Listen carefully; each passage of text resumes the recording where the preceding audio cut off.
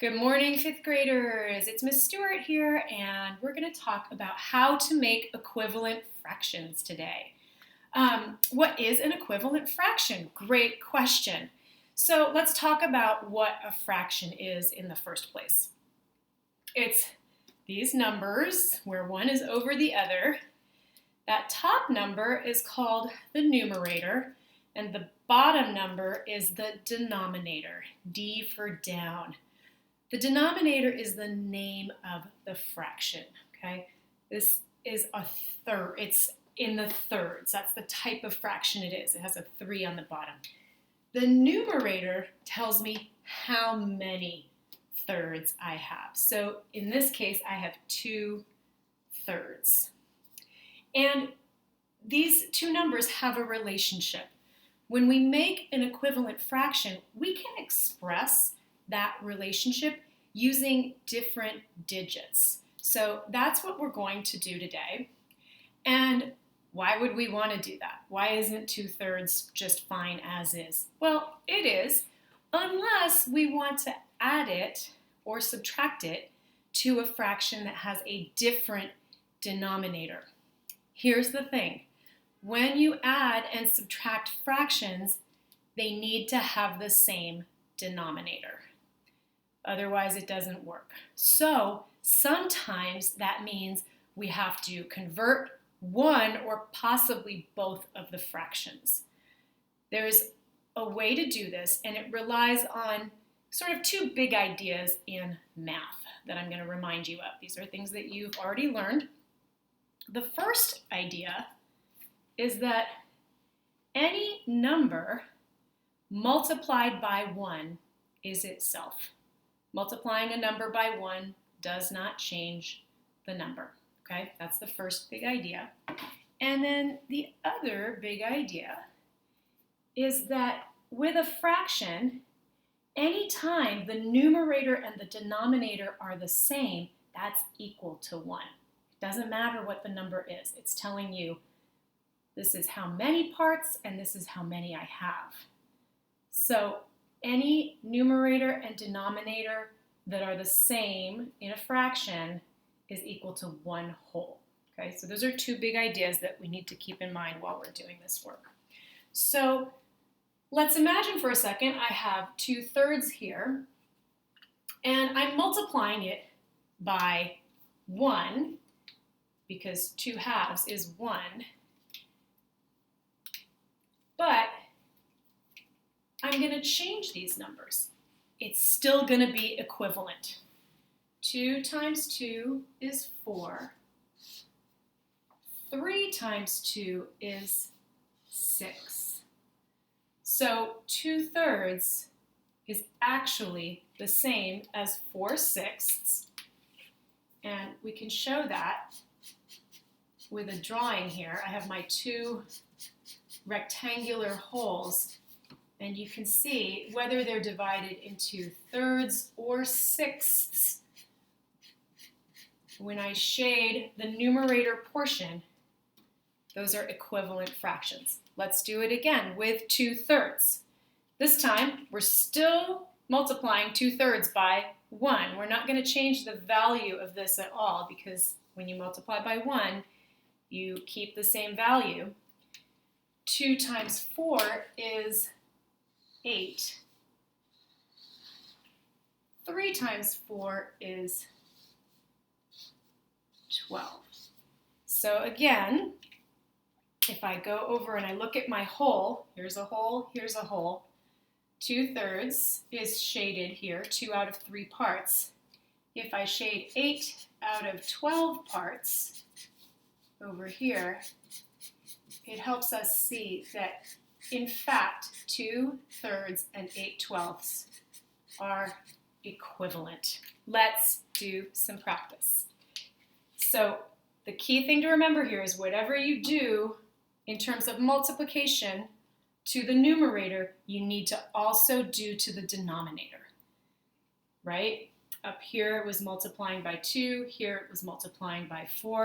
So it's your turn. Think about, what would I need to do to 4?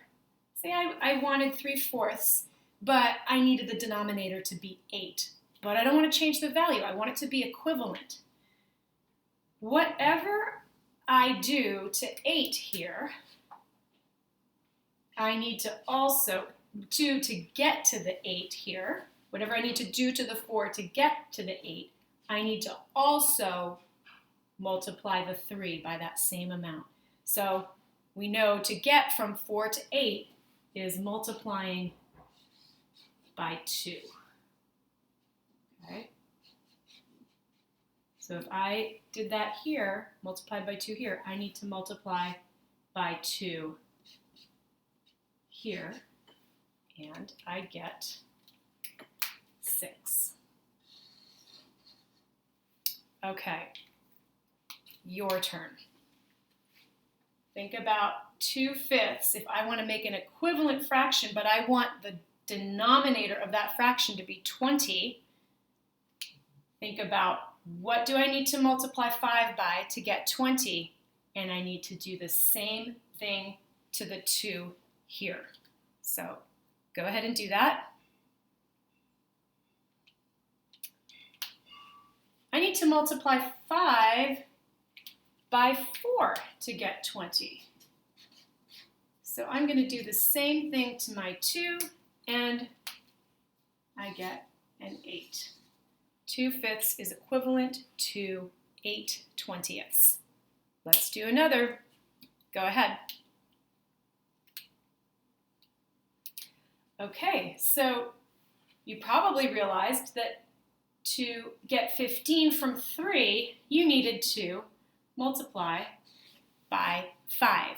And if you multiplied your denominator by 5, you better do the same thing to your numerator if you're making an equivalent fraction, and you should get 5/15.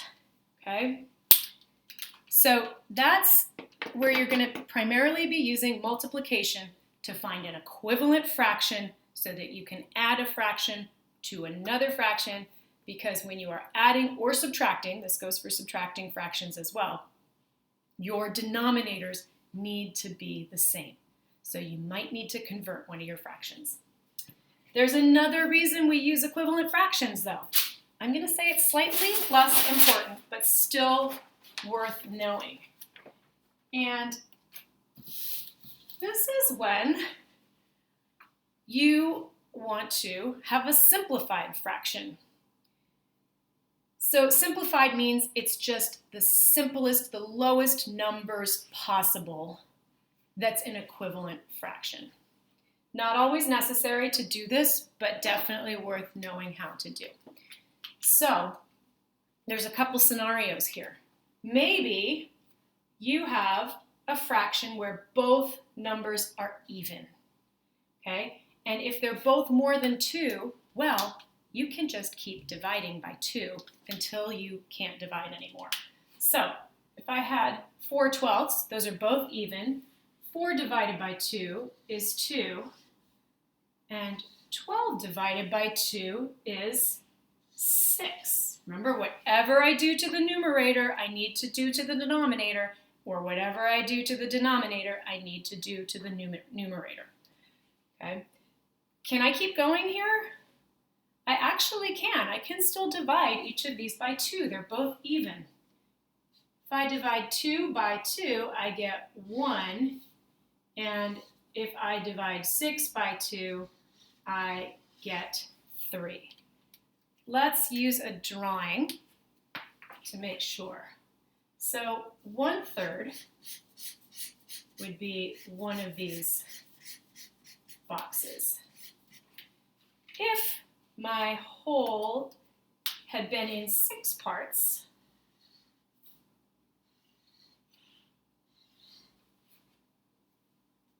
I would have had 2 of these boxes colored.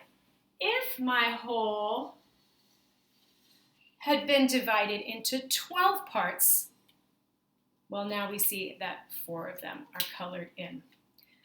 The other way that you can simplify a fraction and make it equivalent to what it was to begin with is to ask yourself, can the denominator, that's the one down, be divided by the numerator. Is the numerator a factor of the denominator? This is where it's really helpful to know your math facts, your multiplication and division facts.